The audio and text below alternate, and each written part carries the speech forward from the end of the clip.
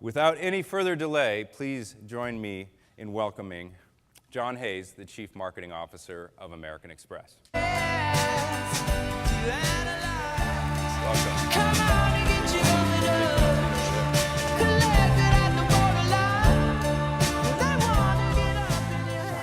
I figured since American Express is a sterling brand, I'd start you with Broken Bells, The High Road.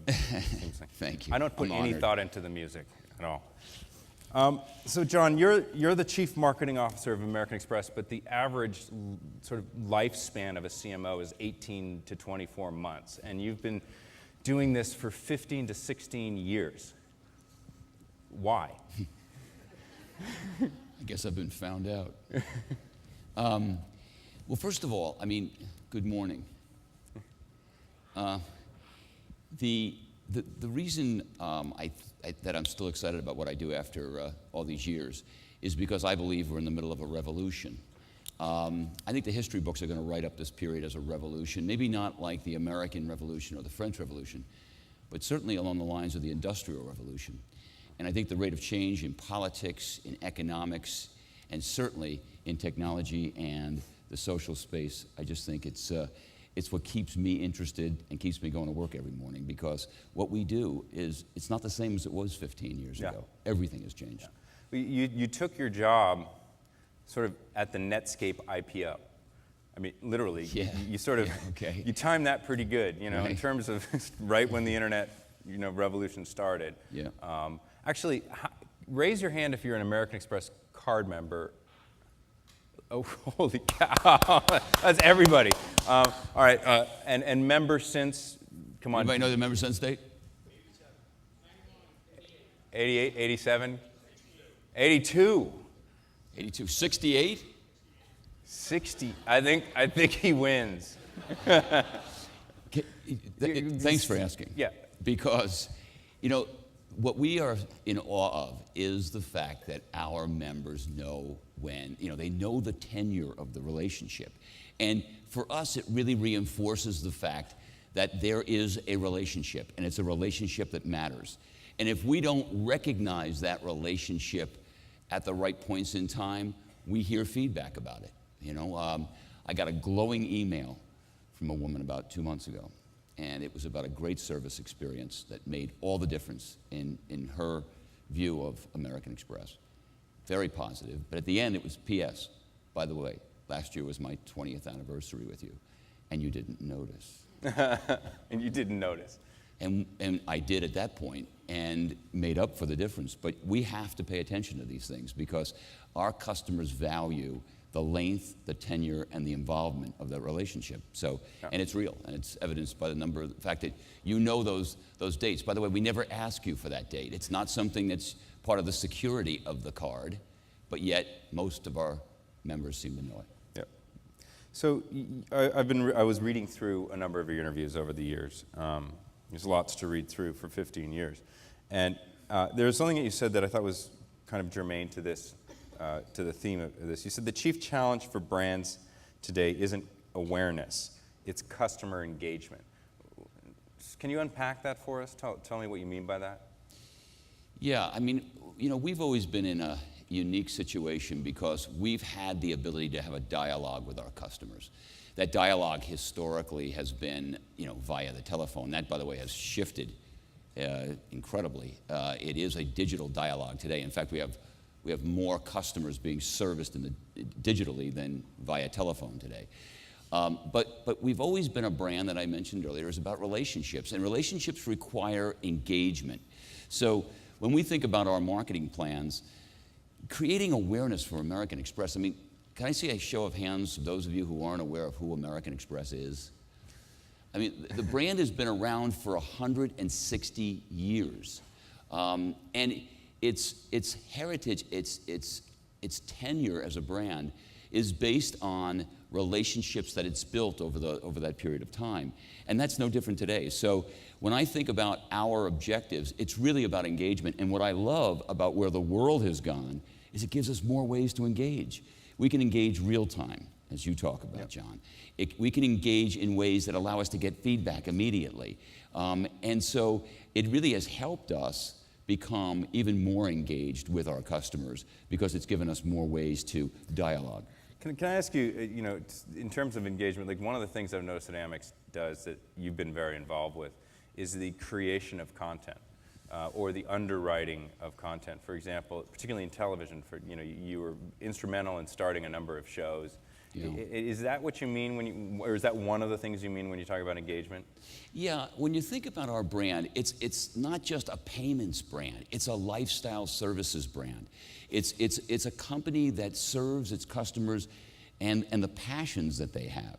And so the content that we've done, whether that content be three-dimensional, doing events, or if it's something we might do on television or on the web, all of the things we've done in the content space have been about furthering those customers' lifestyles.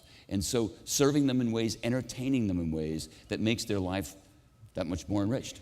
And that's what this brand has always been about. So it's part of the progression. How do you know when it's working?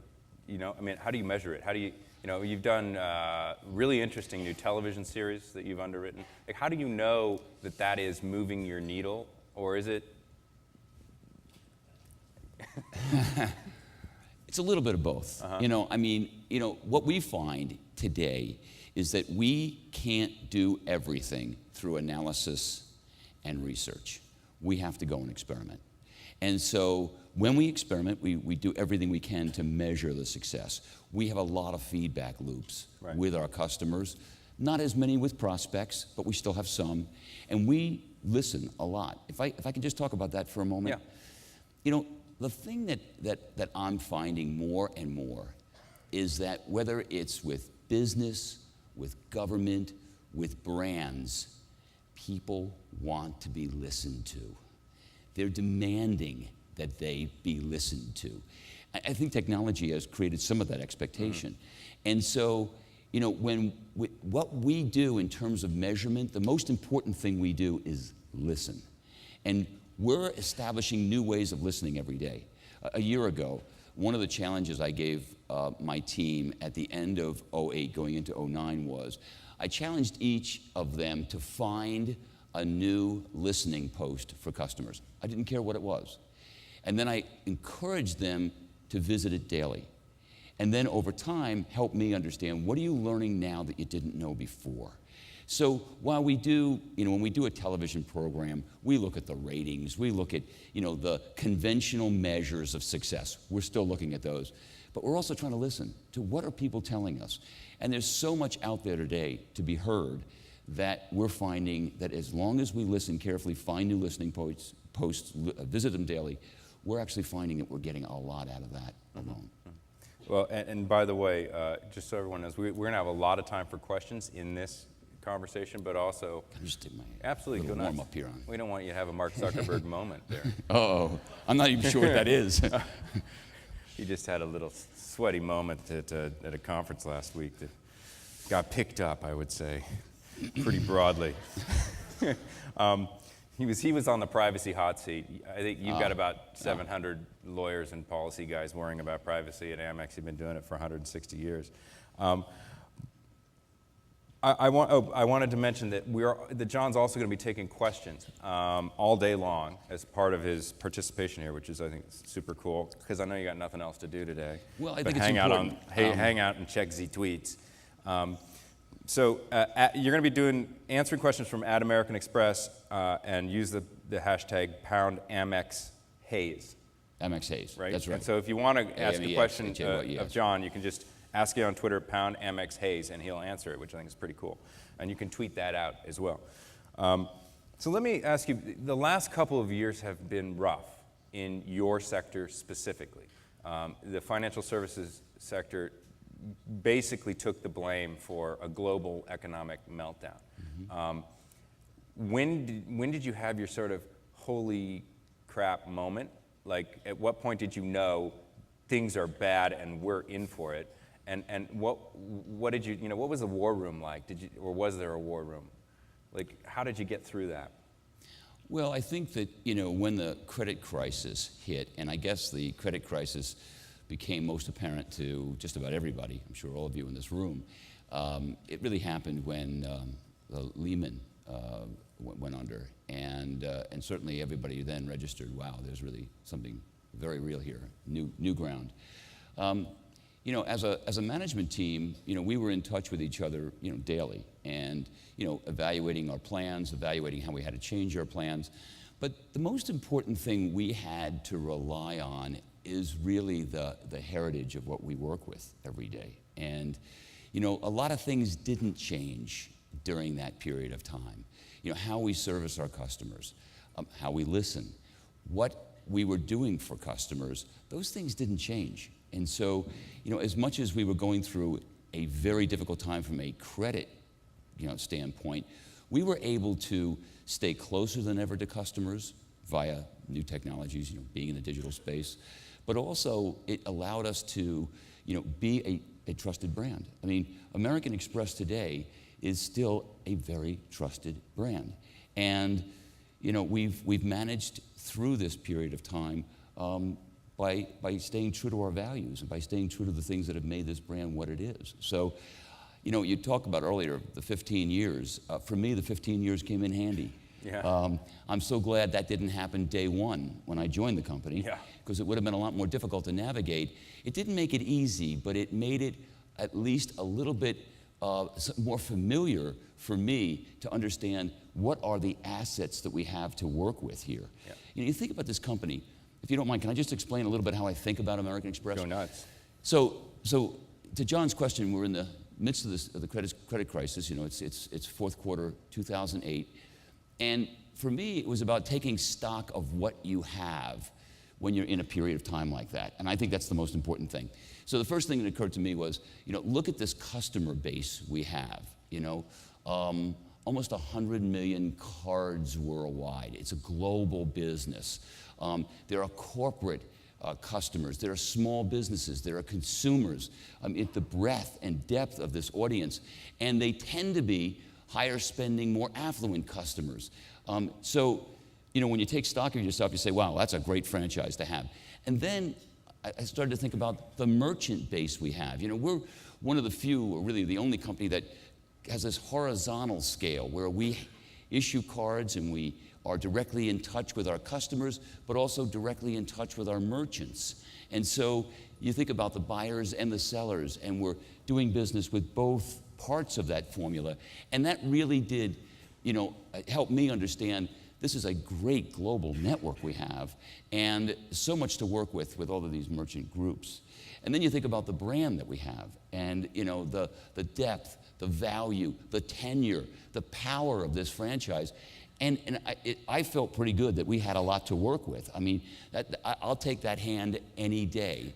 And so it really was about trying to get everyone focused on the assets that we have and reinforcing and keeping that business going with the customers and the merchants that we have today. And that's really where our focus was. Now you had as with every financial services company, you had to make some hard decisions. I mean, there was no credit in the world. Now you're, you know, charge driven, but at the end of the day, you need access to the same markets that every financial institution. Those markets were gone.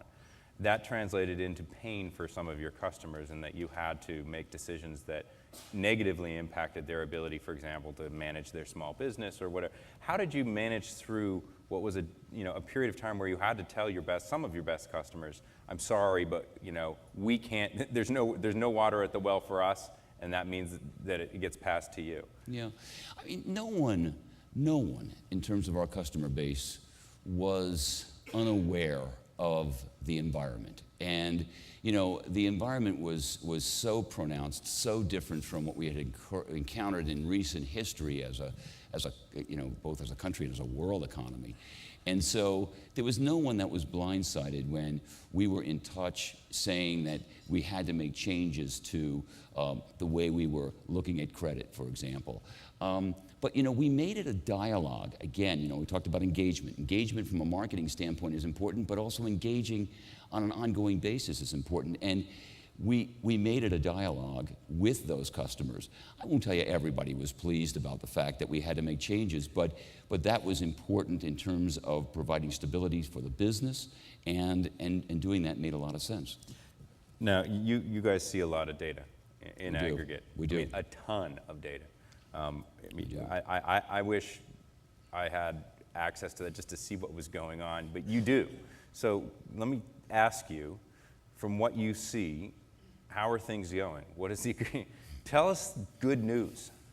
I mean, you got 100 million card members across the world using the card. You have sort of a map of how people are spending. Yeah. What are you seeing now compared to 2 years ago, and are the signs good? Well, you said I have to tell you good news, right? Well, you can tell us the bad news, but you know, it's Monday morning. No, it's actually, as a group, we're cautiously optimistic. So you know, we're leaning forward.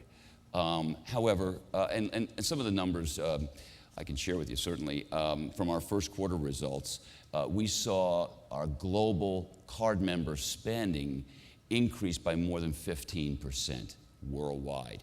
That's not a number we had anticipated. It's a faster rate of growth than we had thought we would see. And I think that's a great indicator of both the health of our franchise, but also of the overall economics.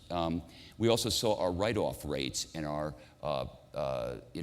past due rates decline. What that means is basically we're seeing the write-offs going down because people are staying current and more and paying us back more and more. So those are encouraging signs to see. I will tell you that it looks as if from those results in first quarter we're leading the category. So we're seeing a better improvement in the write-off rates, it seems, than most of our competition, and certainly in terms of the increase in spend.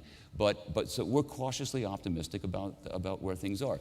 I mean, you can't ignore an unemployment number that's over 9%. I mean, that's still a big watch out for us, and I suspect for anyone's business, because that level is not something you want to see sustained over the long term. So we're still concerned about the unemployment rate, but what we see in the spending area and in the payback areas has been very encouraging, as represented by our first quarter results. Do you worry about Europe? Well, you know, you have to worry about anything you see that's somewhat unprecedented change, and we watch it very closely. You know, that's what we do. Now, you've made some moves, some acquisitions in the past year and a half. You acquired a company called Revolution Money, and I think it got the attention of the internet industry when you did that. It probably got the attention of Google, Facebook, PayPal, anyone who has intentions or is already in the online payment service. Why did you make that move? Well, Revolution Money, first of all, has a tremendous capability platform that we felt was something that could help advance our business. Their P2P capabilities, person-to-person capabilities and payments, and certainly with the evolution that we're seeing with the mobile web. I mean, 15 of you or something had your iPads here with you, and obviously with all your smart devices, your iPhones and your phones and whatnot. The mobile web is changing the face of payments, and it will change it over the next 2 to 5 years. And so, we feel that Revolution Money is a great platform for us to own. It advances our capabilities as a payments provider, and is something that you will see in the coming months and years, new things coming from American Express via those capabilities. Do you view the PayPals and Facebook credits of the world as competitors? Or should maybe that's the other way around. Should they view you as a competitor? Well, I think they know what business we're in. I mean, we're in the payments business. We've been here a long time. I view these things as potential partnerships or new competition. It's unclear to me. Things are evolving at such a fast rate that it's not clear to me how many players that are in the social space, that are in the search commerce space, want to be in the payments business or not. And that's something I think we're going to find that will evolve over the coming months and years. What do you make of for example, sort of one of the hot startups in the Valley right now is this Square. It's a little square piece of plastic you stick in your iPhone, and all of a sudden you can make payments through your iPhone. What do you make of that? I think it's great. I think that first of all... Especially if it's tied to an American Express card. Well, and we're part of it, we're part of Square. Amex is clearly one of the cards accepted through Square. It opens up places where, today card acceptance, plastic acceptance may not be prevalent. So, somebody can give piano lessons with Square and accept payment via an American Express card. That opens up new avenues, new channels for us. And it seems to do it in a pretty low friction way in terms of getting people signed up. So, I see the advantages of that to whether it be small merchants, being signed up to accept plastic and accept American Express, as well as on a person-to-person basis. So I think it opens up new worlds for electronic payments. We think that's good news. I want to switch gears and talk a little bit about some other approaches to marketing that you might call traditional, and why and how you got into those businesses and where they might be going in the sort of age of a digital and real time. American Express Publishing is an area that reports to you, and this is Travel and Leisure and Food and Wine and other publishing. Departures, yeah. Yeah, Departures, exactly. And then you do, American Express broadly does a lot of direct marketing for card members, to acquire card members. And those are both print-based traditional approaches to marketing. Yep. How have they changed in the last decade or so? And what's your view of those businesses now as compared to when you first got into them? Well, first of all, I think, having this publishing business, our publishing business was started in 1971. And, with all this talk about content, think about that as a content play in 1971. I have to give, I wasn't at Amex clearly at that point. I have to give somebody a lot of credit for having thought about what it takes to engage people on a lifestyle basis, right? And travel was an important passion, food, wine was an important passion of our customer base, and that's why these publications exist. They still serve that same purpose. They engage our customer base. I can't tell you how many Platinum Card members, and that's the base, by the way, that gets the Departures magazine. I can't tell you how many letters we get, emails we get about Departures and how much they love it, and how much when something is featured in our editorial, a great necklace or something like a great vase, how fast it sells at that retailer. People are very engaged with these publications. So I haven't answered your question yet on how it's changing, but the fact that it's there really tells you something about why this brand has endured for 160 years, because it does get ahead of some of the trends. In terms of where is it going, well, technology, as we're all experiencing, is changing our lives so fast that it's changing publishing. Should we be serving these publications up, on the iPad? Yes. How do you do it? How are subscriptions going to work? How do you gate that information and content? What do you charge for? What don't you? How are subscriptions going to work? All of those things are questions that we're debating right now. Just take a commission on that necklace and you'll be fine. That's probably true. So we're looking at a lot of different ways to monetize the content that we have, and do we monetize it the same way we have when we've been mailing, printed magazines out? It'll probably change. And so we're looking at that and evaluating that very closely. And we're at a point where, I say to people, I'm yet to meet, and maybe I hope I don't insult John by saying this, but I'm yet to meet the expert about what's going on in the social space, because it changes so fast. It's evolving so quickly that, I'm finding it challenging just to keep up with the changes, and I can't imagine being the expert. But I am waiting for one thing. What's that? I'm waiting for someone to publish the etiquette book about the social space. Like, where does the little But they fork can't publish go? it as a book because it would be No, that would be right. That would be silly, wouldn't it? But where does the little fork go in the social space? You know what I mean? Like, what is the etiquette? How do you interact? And what are the right things to do and what are the wrong things to do? We're learning, by the way, a lot of those things ourselves through experimentation. But boy, it would be great if somebody, and if any of you know what all the etiquette is, if you'd publish it or send me an email that tells me what it is. It'd be helpful. We could do sort of an Ann Landers blog for social etiquette. That's a good idea. There probably is one out there. It's probably, tweet it out if you know about it. I want to ask you, because raise your hand out there if you're agency or work at an agency or part of an agency or have been. Yeah, so there's a lot of agency folks here. So you have a lot of agency relationships and that you're ultimately responsible for. That's all right. We don't need all the house lights out. Thank you.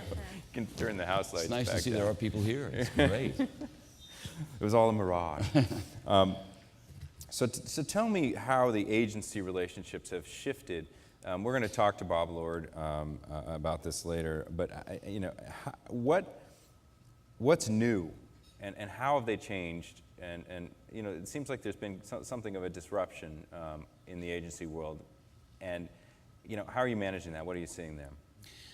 Wow, that's like a 6-part question. I'm going to try to give a 2-part answer just to keep it brief and to the point. Are you going into review next week? No, but first of all, I think that the most important thing that we look for from our agency partners is leadership in the areas that they're experts in. And I always try to encourage our agency partners to be the leaders we want them to be. Bring us the ideas, show us the opportunities, because the business that all of our agencies are in is really, could be summarized as the business of influence to create marketplace desire. That's what we're looking for. We're trying to make our brand and our products more desirable every day in the marketplace. And that doesn't matter what channel you're in. It really doesn't. It doesn't matter if it's a television commercial or if it's something that's a new idea you're going to try for the first time in the social space. It's all about trying to create a level of desire in the marketplace. So that's where it all comes down to. And I encourage our agencies to think about and measure the ways you're doing that. If you can get up in the morning and say, you know what, I know we've created more desire for American Express in the marketplace, well then you should feel pretty secure in working with us on our business. If you're very confused, you're not quite sure where you fit, what your role is, and how you're going to make things happen for us, and therefore you don't see a direct line of sight to creating that desire, then you might want to worry, because things probably aren't all that good. So that's pretty much the way. It's that simple. We work at trying to pay our agencies, some part of their compensation being flexible so that they are rewarded for making a difference, for helping build that level of demand, and really in helping us in new ways conceptualize our business. We've been working with a couple of agencies that have been talking to us about how our business is really a community. If you think about American Express, it really is a community of buyers and sellers I was talking about earlier. And it's a really potent community. I mean, just a fact. Within 8 weeks of the Haiti earthquake, our card members had donated over $100 million to relief. In 8 weeks. I mean, that's a pretty powerful group of people. It's a group of people who take action. So we look for our agencies to help us understand that group better. How do we work better with that community? How do we bring more people into that community? And those are the things that we're focused on with our agencies. In the end, I think our agencies should be treated like our employees. We feel that our employees are one of the most important assets of the company. And I think as an extension, so are our agencies, particularly when they're leading us to new opportunities. Now, that data point there gave us just a little peek into some of the things that you know. I want you to unpack the idea of data in your business. We talked about this earlier, but what kinds of data? You have this sort of closed loop of data. You see data on the merchant side, you see data on the consumer side. Yeah. You have a network, and all that data runs over that network. So you have this closed loop system where you can see, sort of both sides of the coin. What do you use that for, and how do you ensure, one of those issues that I brought up in the opening statements in terms of privacy and transparency? How do you ensure that use of data is above Hoyle? Well, first of all, privacy is for us paramount. It's the first thing, and the way we've built the trust we have in this brand is because we have been very careful to look at privacy first as opposed to looking at it last. So everything we do takes privacy into account. However, there are opportunities to look at aggregated data. So we do look at aggregated data. So we can understand, for example, segments of our customer base and what their passions are. You know, we know people who disproportionately spend their money on golf.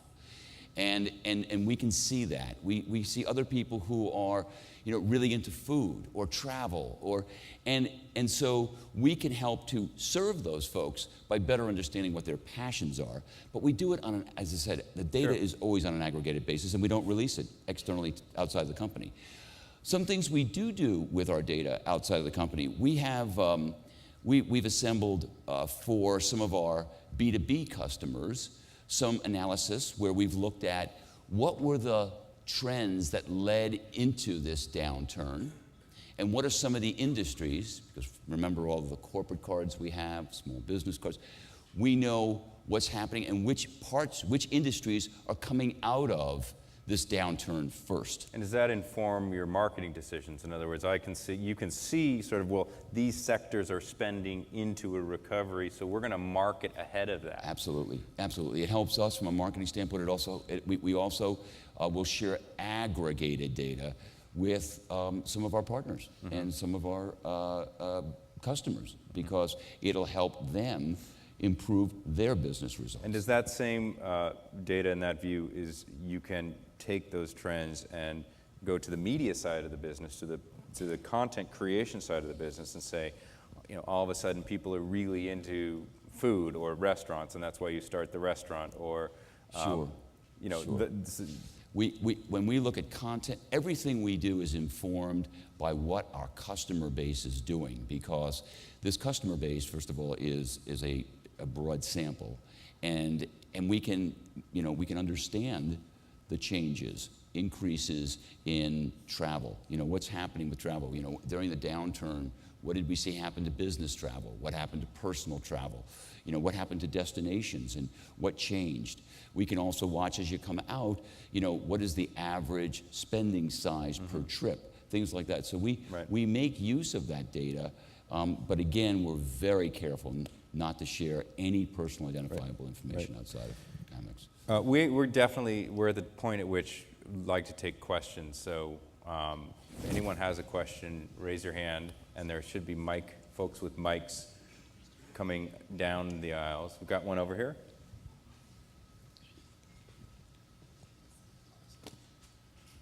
Yes, I just wanted to congratulate you on the Members Project, and if you could speak a little bit about the program and the corporate responsibility side of American Express. Thank you. Sure. Thanks very much. Members Project is something we started, it was 4 years ago, and it was really giving our card members the chance to tell us what was most important to them as it related to charitable giving. And we really, you know, basically what we did was and we've improved its sophistication over time, but the basic core idea is the same. We let our card members tell us, vote on, and we go through different stages of voting to tell us what are the most important initiatives that they would like to see us go forward with. When we first did Members Project, a couple of astounding things happened. First of all, we only did it for 8 weeks, so it was more like a promotion than it was a full long-term program, because we had to learn, so we experimented. And we promoted it pretty heavily as well to see whether or not we would drive more acceptance by our customer base. One of the things we noted by promoting it was that prospects really changed their view about American Express because of Members Project, more so than we had seen them change their view because of a product feature. And they really said, you know, wow, that's a company that I should be doing business with. That's a company I should be rethinking about, you know, whether or not I should do business with. And we saw large shifts in a period of about 8 to 10 weeks among our prospect base. Gave us great encouragement. Among our customer base, we also saw further reinforcement and improvement, but not as dramatically, because they were already aware of this company's history in the cause-related field. As you probably are aware, starting back in 1986, where, you know, with the centennial of the Statue of Liberty, you know, we played a very large role in raising the funds with our card members to do the refurbishment. And so the cause-related marketing had been part of this brand and this company for many years, but Members Project took it to a new place in getting these customers involved and helping us understand what they thought was really meaningful. What we've done now in the last 2 months is to take Members Project 52 weeks of the year. So it's no longer a promotion that comes and goes. It's a 52-a-week program. What we're allowing also is our customers can now donate themselves, vote on what they think we should be supporting, as we did in the original Members Project, but we're also giving them the opportunity to volunteer for different efforts, and we will reward them with membership rewards points for volunteering. So we're seeing a lot more activity. It's a way of building this program even more, and we believe that, you know, making a difference in communities has been a big part of why this brand is as trusted, is as familiar, is as close to people as it is. And all of these programs do create a level of engagement that we talked about right from the beginning. So Members Project is something we feel has been a great success for us. We're going to continue with it, and it's something we're going to continue to learn how to make it better as we move more and more into the new technology space that allows us to make this dialogue more real time. Good question. Are there others? While we wait for another question, I wanted to ask you. You said about the Members Project. I thought it was very interesting. This sort of shift from program to, or rather, you know, sort of promotion to program. So from sort of testing something out, seeing how it goes, to an ongoing, what to me feels like a publishing platform. In other words, you're in an ongoing conversation over time with your customers around a promise, right? And in this case, it's Members Project. Are there others like that? And I'm thinking about three things, and they're all sort of in the business space, thinking about OpenForum, AcceptPay, and Insurance Edge. These are all services that you've rolled out that are, and I guess if you think about it broadly, financial services, just like you are a financial services firm. Is that a similar trend in that you're seeing things that start as experiments and turn into ongoing services that you may even charge for or have a revenue model around? Yeah, I mean, I know Marianne is going to talk later about OpenForum. I won't get into it too deeply, but let me just give you the genesis of OpenForum, because it'll give you a little bit of an insight as to how we think. OpenForum started actually as real live events, and we would bring in small business folks who could help other small business folks think through issues and opportunities. So we would have Kate Spade come in and talk about how you create a brand as a small business. And we would invite small businesses together for these events.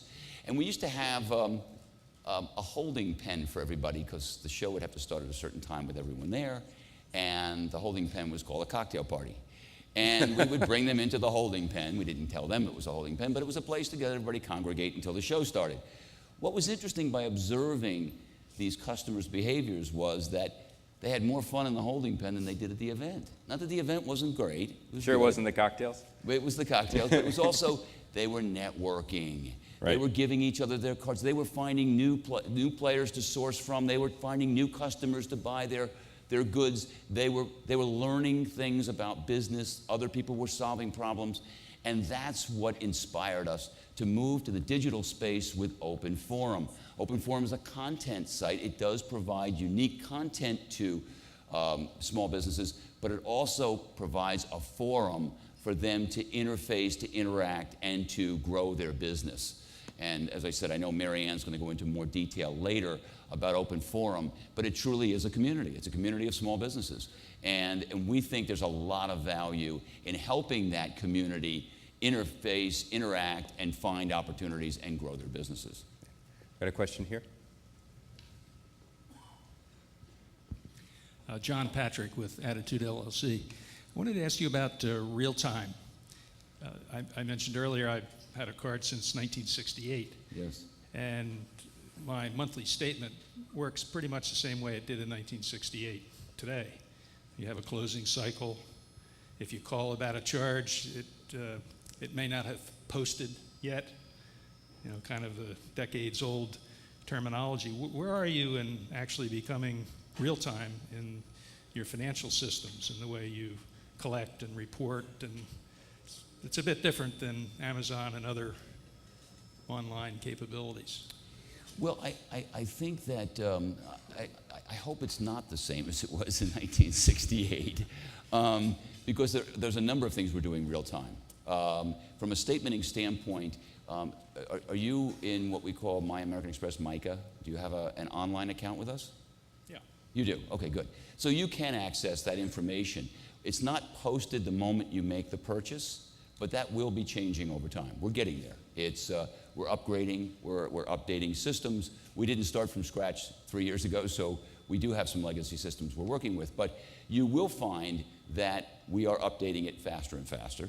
And within a day, you will find the posting. But we're also giving you a lot more to do on the mobile space to get your text for what you spent that week, to allow you to get served that statement on a weekly basis if you want it, or whatever time period you're looking for it in. So a lot of work has gone into understanding how to make the statement a financial tool.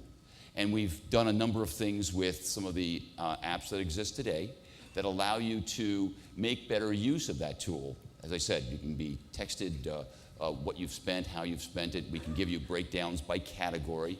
So you can go in on a weekly basis and find out how you're spending, restaurant versus other categories. So there are a number of things that you can do to work with the information.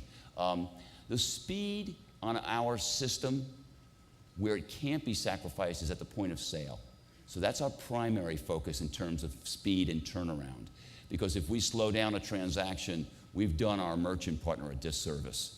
So that's really where our number one priority is in terms of fast turnaround. Statement follows that. So as I said, there will be faster things coming, but today there's a lot more that you can do with that statement than you could in 1968.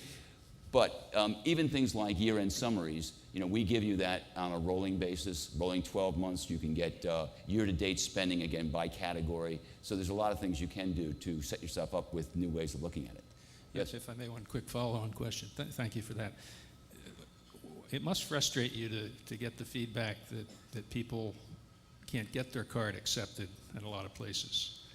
And smaller restaurants, cafes, a lot of little places, they're not too tactful in the way they put it. It's kind of like they insult you. Well, we take anything but American Express. What's your strategy in dealing with that? Well, it's a multi-pronged strategy. First of all, we are signing merchants every day. So adding to the merchant network is something we do every day. We're encouraged by seeing something like John mentioned earlier, Square, which is also expanding, particularly among the smaller merchants, helping to provide more coverage. So we'll see that as technology improves. I think we'll see more and more smaller merchants making use of plastic as well as American Express. There's beyond what we're doing to grow the customer base is, in addition to growing the merchant base, we're growing the customer base. And the more demand that merchants are seeing, the more places that are taking the card. And there's a lot of places that, Costco only takes American Express. There's a lot of places that are cost conscious that take American Express. We're working hard to get that story out, particularly among the smaller merchants, where getting the message out is harder because your sales force isn't seeing them as often, but it's something that we are working on very aggressively. You take a brand premium, right? I mean, that's essentially why the merchants are saying, they're like, well, they're another point or two or 1.5 or half a point than other card companies, and so therefore, that's a brand premium, right? And that's about declaring that brand story. It's a brand premium. It's a customer premium. I mean, it's a better customer base. If you look at the average spend on our cards versus our competition, there's no comparison. Our customers spend more, and they tend to spend it on higher margin goods, whether that be in the grocery store where they're buying more higher margin goods, or in a restaurant. So the value story is very clear. It's a matter of getting it out there and helping these merchants understand it. And it's really on a hand-to-hand basis because you're dealing with mostly the smaller merchants where you're dealing with those We have issues. time for one last question over here. Do we have a question over there? Yeah. Hi, this is Karen Primo from Booz & Company. John, you were saying that there are no real experts in social media. So what is a marketer like you doing to try and build up their expertise in social media kind of in-house for your brand? Well, we're doing two things. We're building up the partnerships externally and internally. We've got numerous partnerships that we work with. In fact, I should have Federated done the is one of our caveat. partners, for full disclosure, and we work closely together. We are looking to find, the best, most competent partners who can provide us with views of the business looking forward, and then we encourage our folks to experiment in the space. And it's not just experimentation without any accountability. What we don't do is we don't hold everyone accountable for success on everything they experiment with, but we do hold them accountable for being clear on the learning and helping us institutionalize the learning. And so there's a number of ways we use sharing, electronic sharing sites inside the company, so we share information and learning as we move forward. And then as we build new products, as we're doing, for example, with Zinc and the beta we've just done with Zinc, there's a lot of learning that's being built into that that's allowing us to be smarter as we move forward. And we think it's really, frankly, for a competitive advantage, we just think it's a race to have the best partners and do this institutionalized learning as fast and as effectively as we can, so that we're doing smarter things than some of our competition are. Thank you. Thank you for the question. I wish we could have gotten into Zinc, because launching a new card is not a small endeavor. Right. But we only had the time we had, and I want to thank you for your time, and please join me in thanking John for coming to see us. Thank you. Thank you very much.